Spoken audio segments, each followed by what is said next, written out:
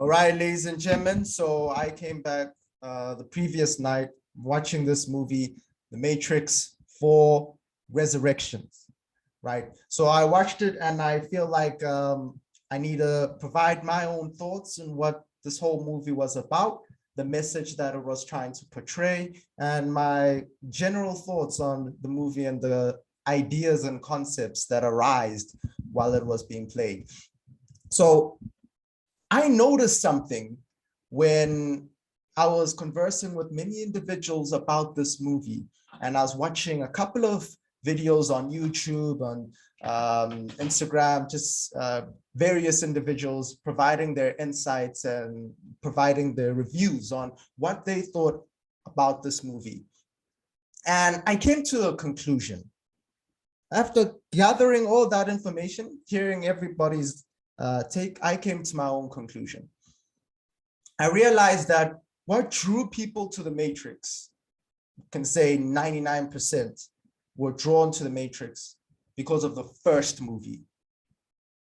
Okay, so now the audience has been separated now.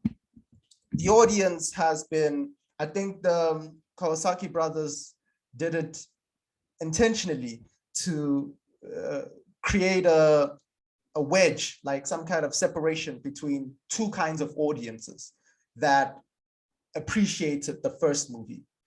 So we can see how the Matrix itself, the movie, has created some kind of movement and some kind of revolution in terms of how people perceive the world and just the general impact that the movie had.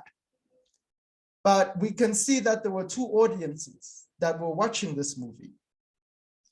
The first audience, and I would like to say that this audience was heavily disappointed in this movie. Why? Because they were drawn to the Matrix movie, the first one, through iconic scenes like Neo dodging the bullets, for the first time. It was said out that when he first entered the Matrix, he couldn't fight an agent, only agents could dodge bullets. But Morpheus had this faith in him that somehow, some way, he would be able to do that. And then when he did it, it just seemed so cool. And the scenes where Morpheus was initiating Neo into what the Matrix was about, and then they had that combat between them, and then Morpheus was doing every single thing that he could to awaken the true potential within Neo. See, these kind of scenes and the cinematography and the theatrics pulled in this first audience.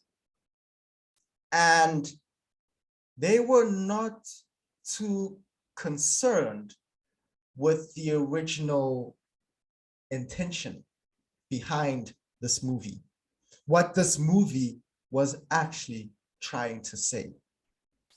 Now we've got the second audience, and I call these people the observers, the thinkers, the watchers.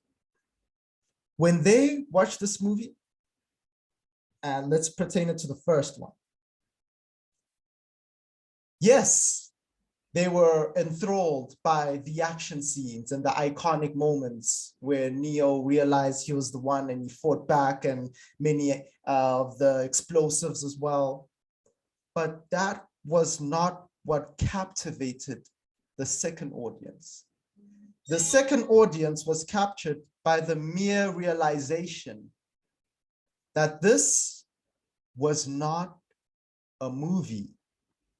This was an actual depiction of what the real world is.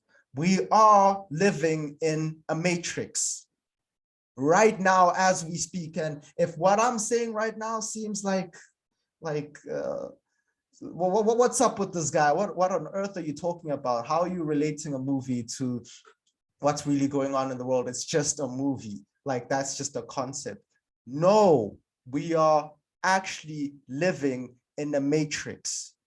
And it is a system of control that escapes your senses. It's not physical. You're not binded by chains. But you can see the matrix, as Morpheus said in the first movie, Wherever you go, when you go to church, when you go to work, you can feel. Now, I'm not saying church, I'm just saying every single time we engage with this world, we notice the matrix. It can be at school, it can be at any kind of place. We can smell that there's a prison. And the whole movement of this movie was breaking out of the matrix. But the first audience was captured by the action scenes, which this movie did not deliver. There were not many iconic scenes in this movie that really captured people's attention.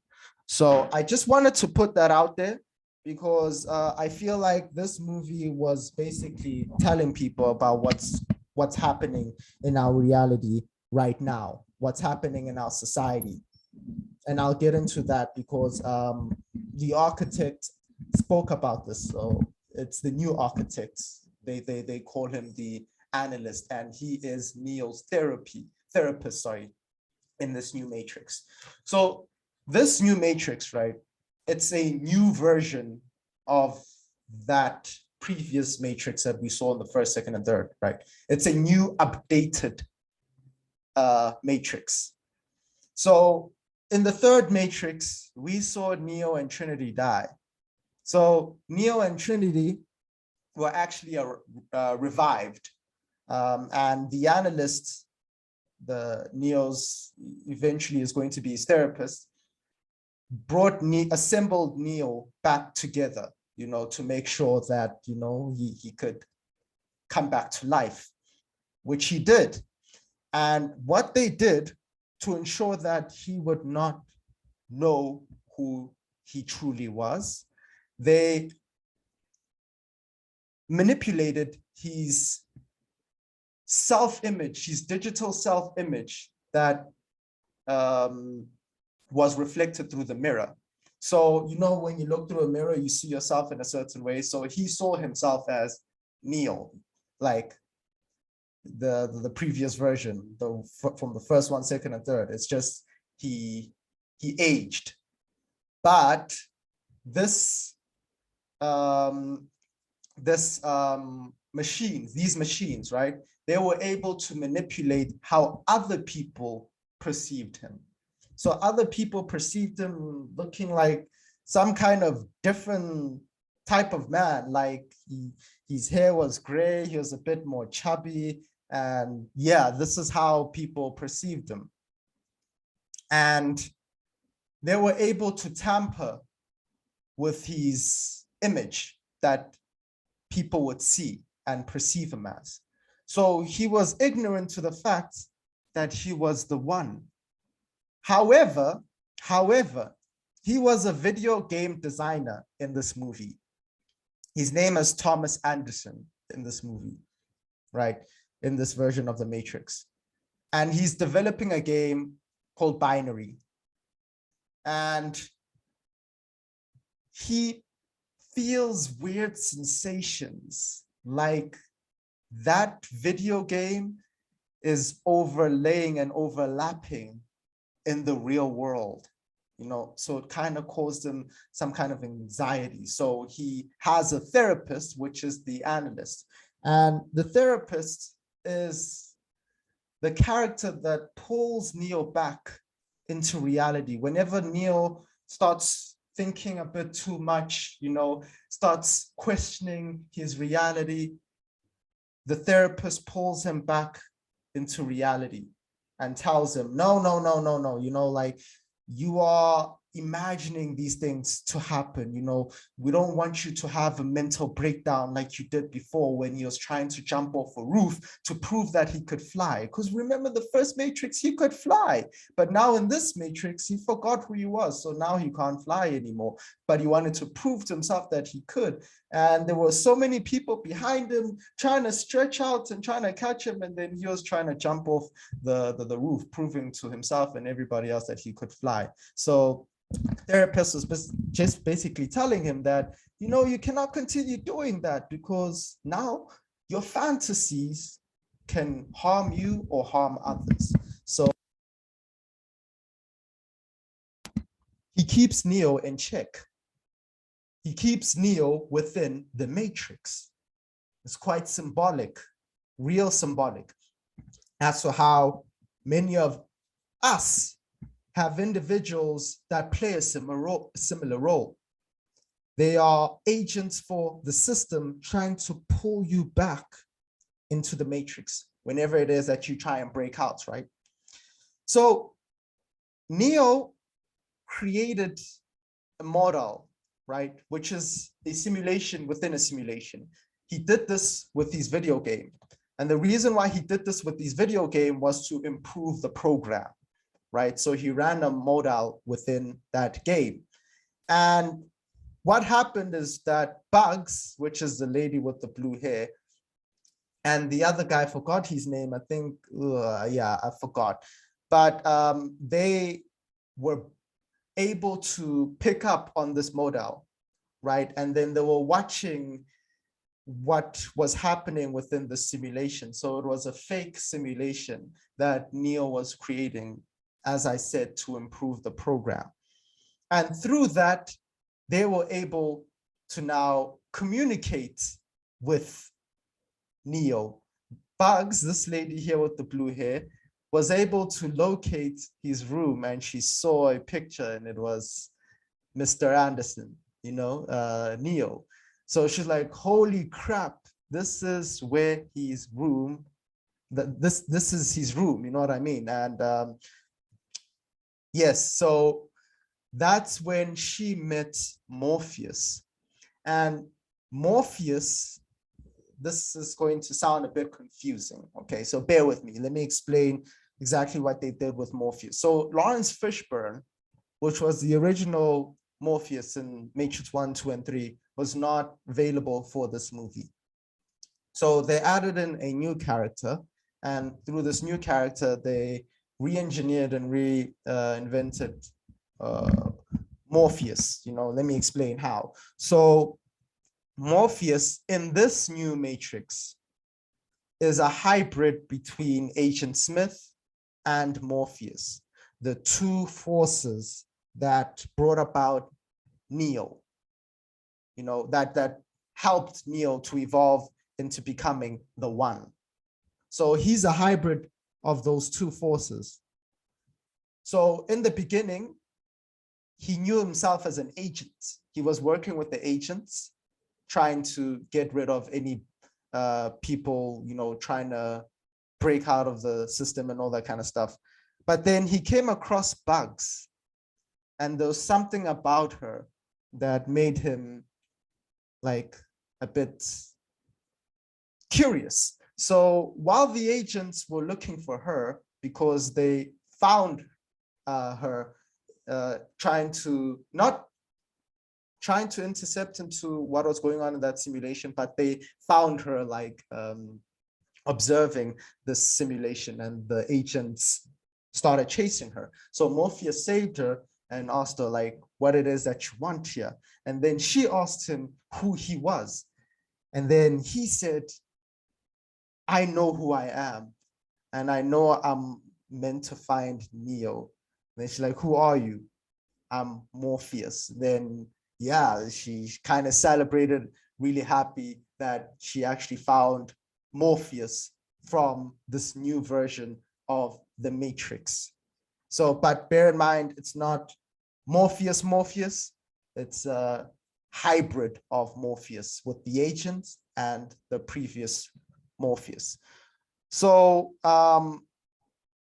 he then eventually was presented with the opportunity through Bugs, right? This lady with the blue hair.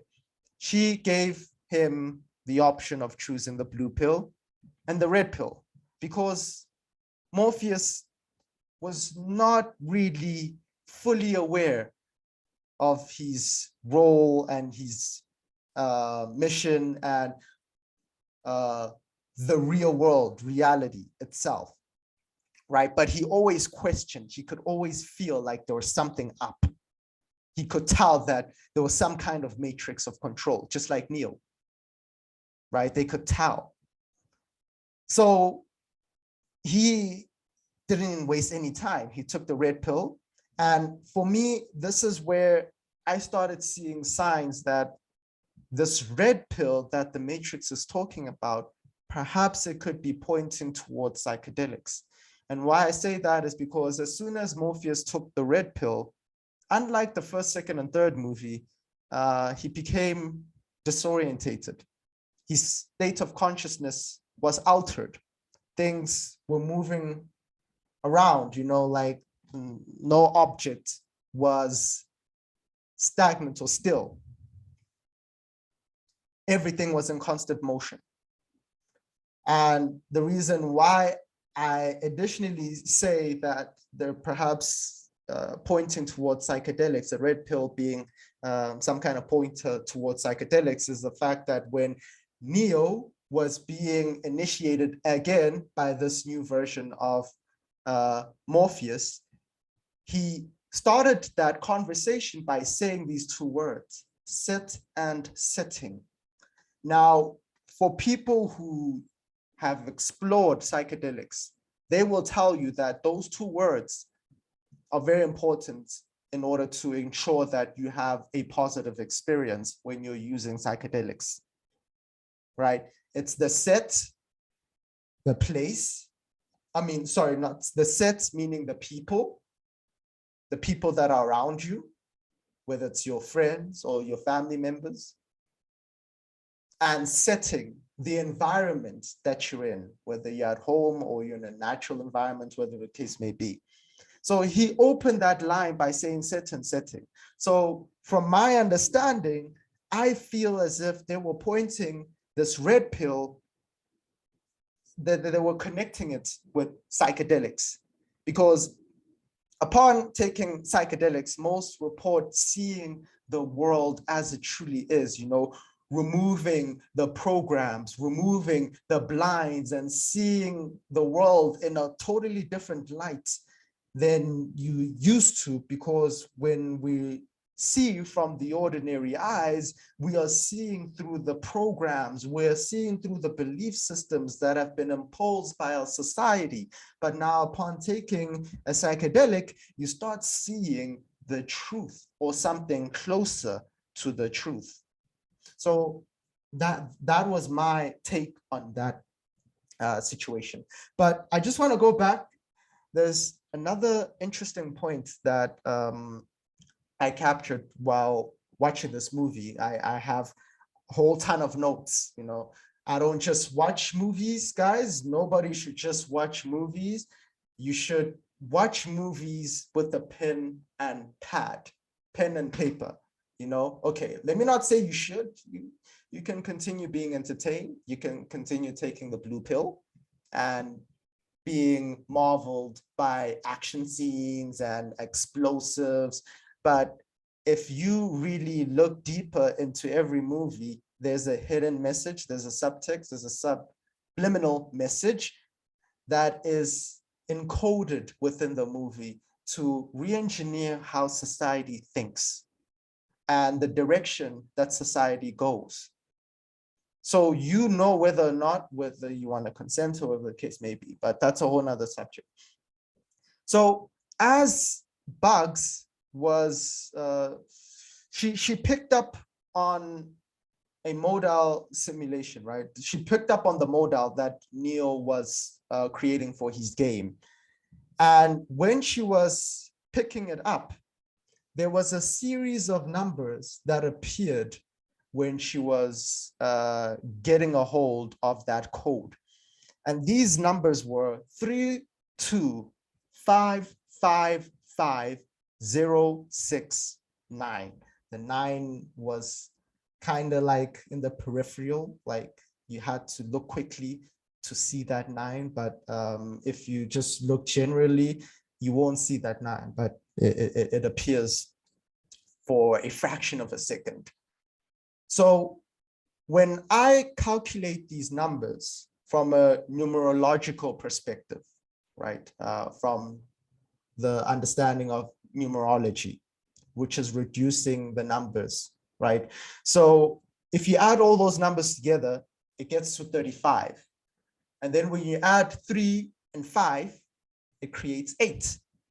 Now, 8 is known as the symbol for infinity, right? If you just slant it to the left or the right, it's that infinity symbol going on and on and on forever and ever and ever. It's like a loop, right? An unending loop, which is something quite intriguing when we're talking about the Matrix, because Neo was creating a simulation within a simulation, but the point where he was creating that simulation was also a simulation. The world that he was living in was a simulation.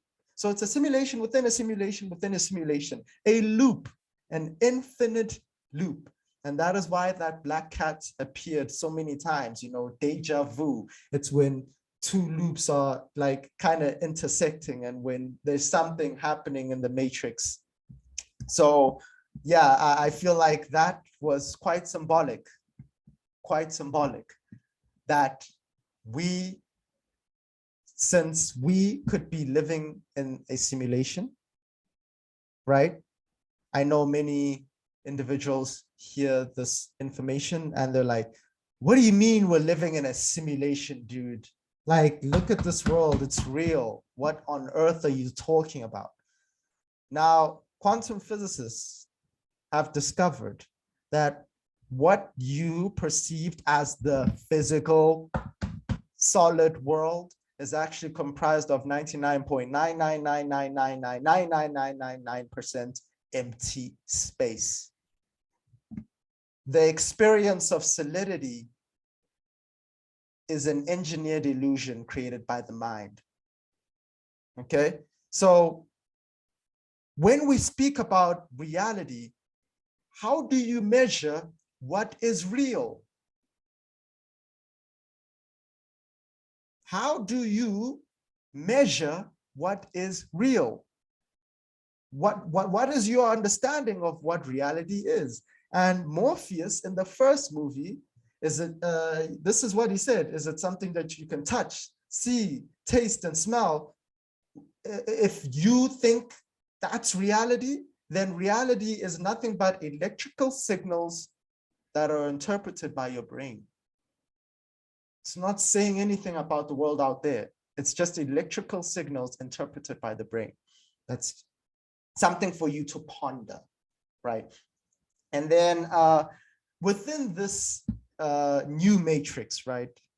So Neo attended, or he went to this cafeteria called Simulate, right? And there he would see Trinity walking in, and she had a family and a husband, right?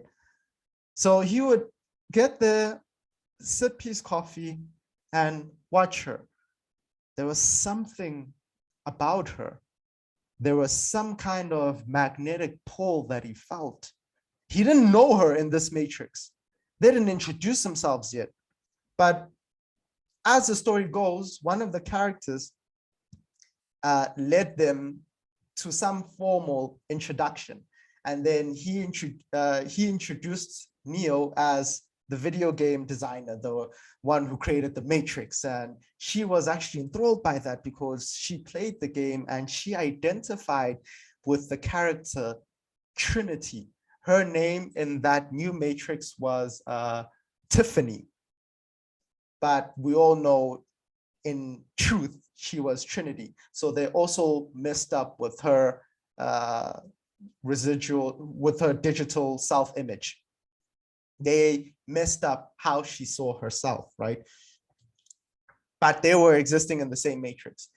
But for the fact that this was called Simulate, kind of makes me see that what they're also trying to say is that the simulation itself has certain clues placed in that can make you realize that you are actually living in a simulation. Things that are implanted that make it obvious, but it's subtle until a thinker, a watcher, an observer looks at it with even more detail. You realize, No, there's something else. Okay, so Neo's working for this company, right? Developing this game called Binary. And the boss then has a conversation with Neo. And the boss seems like he's related on some code level to Mr. Smith, Agent Smith, right? Which is Neo's arch nemesis, right? In the first Matrix, the second Matrix, and third Matrix, they just have this continual conflict between each other, right? So it seems like he shares a code with Agent Smith. I'll explain why a little bit later on. So he came to Neo and he was like, and this is where it was obvious that this movie came out because of the demand that was backing it.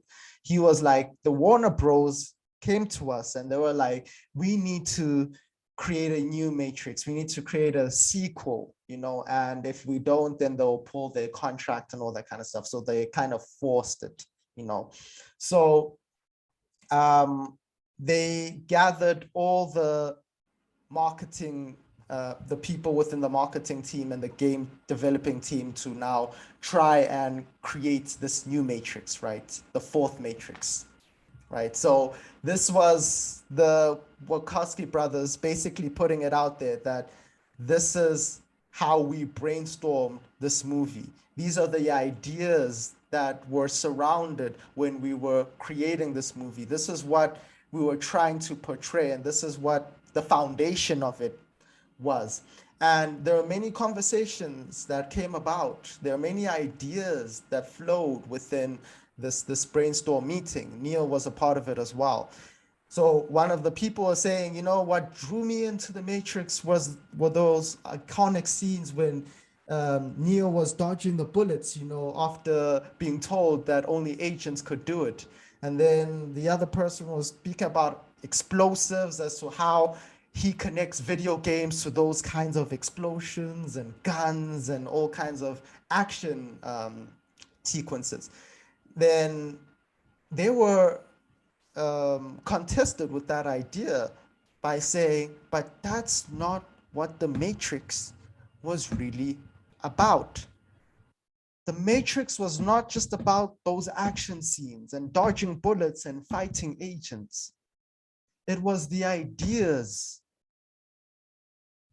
the concepts, the portrayals of the real world, things like freedom, the illusion of choice, destiny, free will, you know, love, empowerment, society. These were the ideas that really caught momentum for a whole revolution that we're seeing in people waking up. And that is why I was saying that the first audience that watched this movie was not really, they were disappointed, let's say. Because this movie, I feel like the Kawasaki brothers did this intentionally. They ensured that the action scenes did not fulfill the requirements. I don't know, because maybe the movie was rushed or it was intentional. In my opinion, I believe somewhat it was intentional to move people closer to what the Matrix was really trying to do and say. So that is why I said it created a divide between the audiences. It made it apparent that who was watching the first movie for the theatrics or who was watching the first movie for what it was trying to tell us about the society that we're living in. Okay, so that was a conclusion that they came to when they were brainstorming on what the Matrix 4 would contain, what kind of movie it would be. So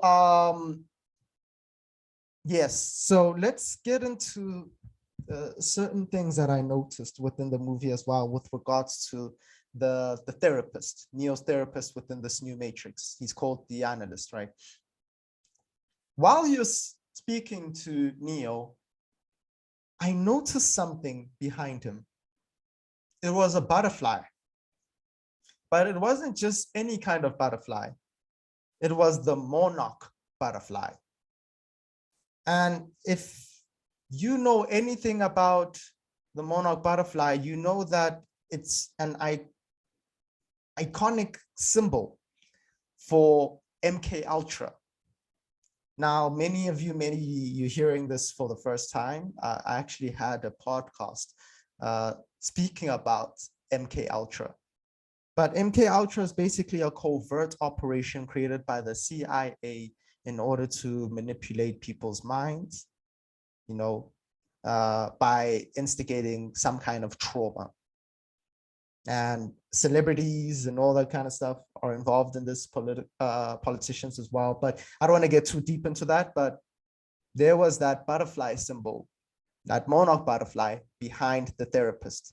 I think that was trying to tell us that he served as some kind of tool to brainwash Neo, to control his mind, to bring him back to reality, right? Anytime that he tried to escape the Matrix. And it was oddly enough that he wore spectacles that had a blue frame, the blue relating to and connecting to the blue pill. And anytime Neo would have these adverse effects and symptoms from this idea that perhaps he could be living in a simulation right now, perhaps his video game was overlaying and overlapping into his life, the therapist would give him blue pills. So it was something interesting. And the time that Neo was being initiated again by Morpheus, and Bugs was there as well, there was a mirror, and the analyst saw Neo through this mirror, and he was like, oh no, like, Neo, you're about to have a psychotic episode right now, because Neo was conversing with Morpheus and he was breaking out of the Matrix, and he just took the red pill. So now the therapist was trying to bring him back into reality, and he was literally pulling Neo through the mirror, which was a pretty odd scene. And then there was a quote as well that said, it is so much simpler to bury reality than it is to dispose of dreams. Okay, that was just one idea there.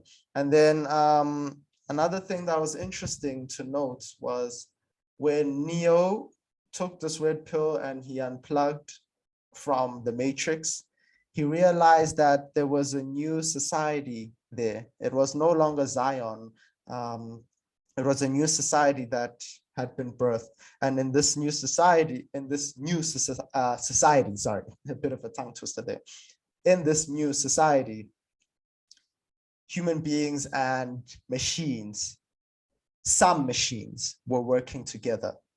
So I feel this was pointing towards the idea of transhumanism, which is the merge between humanity and artificial intelligence. So Elon Musk said it before, that we are already cyborgs, that our phones, our cell phones, are already extensions of us. I mean, anytime you think about something, okay, not anytime, but there are several instances when you think about something and then you have that very thought appear as a YouTube video recommendation. So it's like the algorithm has picked up on your brain patterns to the point where sometimes it can predict what you will think about. So it's just crazy. But eventually the movement towards transhumanism will be inevitable. It's just, what kind of relationship will we have with the machine? What kind of relationship will we have with artificial intelligence? That will soon be known. So Trinity said something interesting in the movie as well. I'm going to paraphrase what she said because I can't write the whole thing down. So how do you know you want something when maybe you've been programmed to want it? And she was speaking in this way because she felt as if, like she was programmed to want a family, to want to get married. That was what the Matrix told her. It's similar to the scene in They Live when the individual put on the spectacles, right? And then he could see things differently. But when he took them off, he saw the ordinary world. But then when he put them on, he saw signs of just subliminal messages. In fact, they were no longer subliminal, they were direct, like obey, consume, get married, have kids. But then when he took it down, it was just adverts of perhaps travel or newspaper articles or billboards, just normal things. But then as soon as he put those glasses on, then somehow he was seeing a whole world of programs that people perceive every single day. So how do you know what you desire right now? Perhaps you've been programmed to desire that very thing. We no longer have genuine desires because the desires that we have, a lot of them are birthed through the people around us. They told us what to want, and we thought that we wanted that. Interesting thing to consider. So what else can I say about this movie?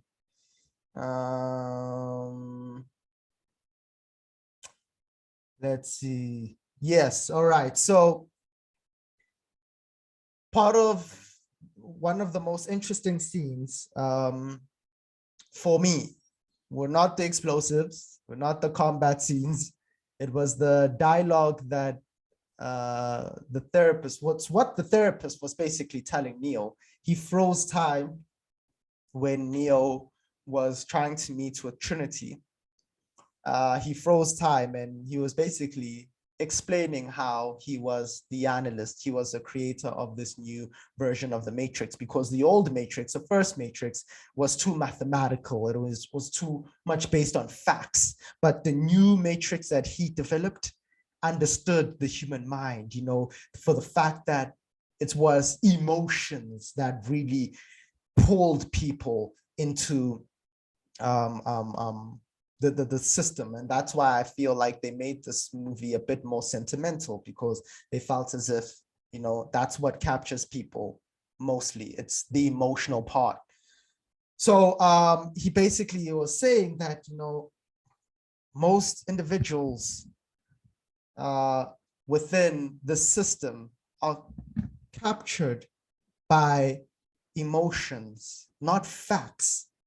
Because he was even saying that people believe the craziest stuff. He was just basically saying that most individuals in our society are willing to believe anything, so long as there's some kind of emotional pull towards that information. And then he later on was saying that, what else did he say?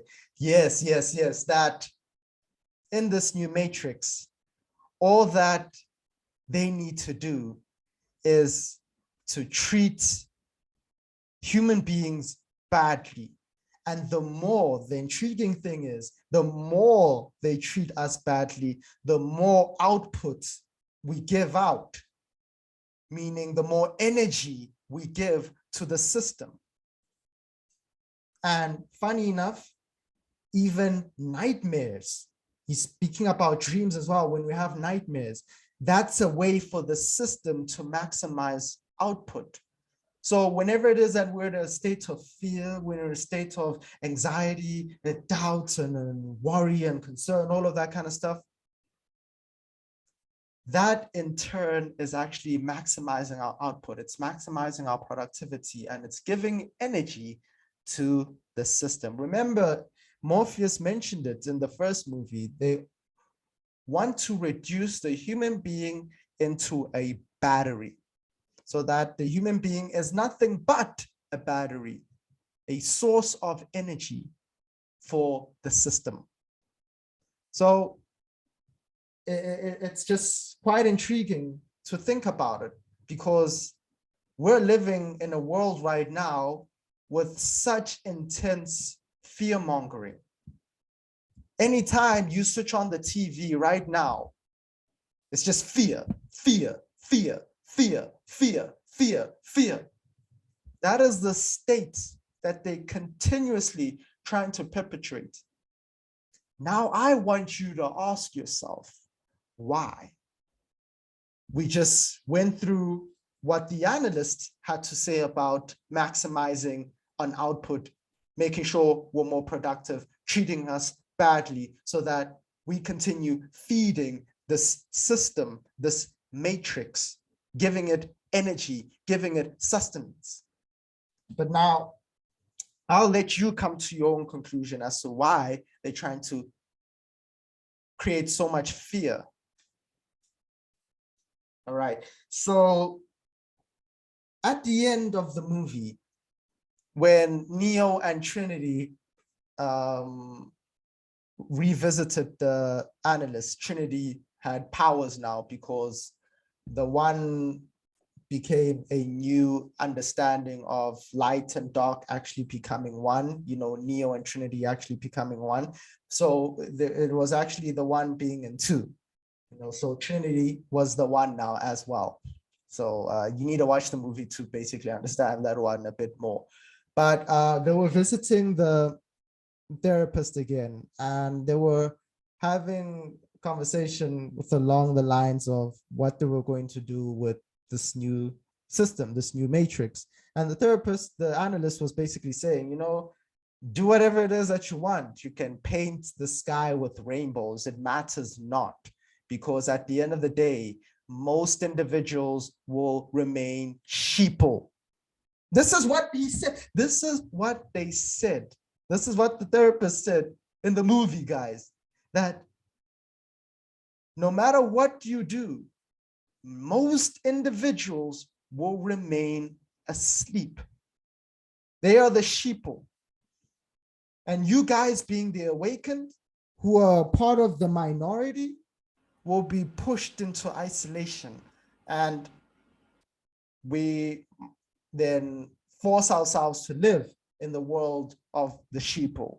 And we become nothing but the sheeple, which was a crazy concept, but essentially the truth remains there. The truth is not eliminated. You can still escape the matrix.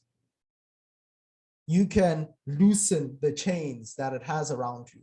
And there's no more important time than to do that than right now. This is the time to remove your dependency on any kind of government or any kind of authority figure, because the age, the era in which we are entering right now, you're going to have to know how to sustain yourself. You're going to have to know how to self-govern yourself. You're going to have to learn how to be self-reliant. Because if you depend on this system, you will inevitably crash when the system crashes. Because best believe, ladies and gentlemen, the matrix is crumbling. That's what the first, second, third, and fourth movie are basically saying. The awakened ones are creating a ripple effect of awakened beings, which is creating this system, this matrix to crumble. And that is why they're trying to gain as many people as they can before it does. But let's not get too deep into that. This is just my understanding of what the movie was trying to say. Now, these are just my opinions. You can come to your own truth and to your own conclusion. All right, so thank you, ladies and gentlemen, for listening to this. Let me know what you think in the comments, and also please remember that what builds this matrix, what sustains this matrix is fear. What collapses the matrix is love. Operate in the frequency of love, and you will no longer be a slave. See you next time, guys. Oh yeah, so I'm gonna do another review on a movie titled Don't Look Up. I was told by one of my followers to actually watch that movie and give my insights. So I'm gonna do that tonight or tomorrow night, and I will publish it first on my Patreon, and then I will have a podcast out for it. All right, so ladies and gentlemen, thank you very much. See you next time. Peace, love, and light.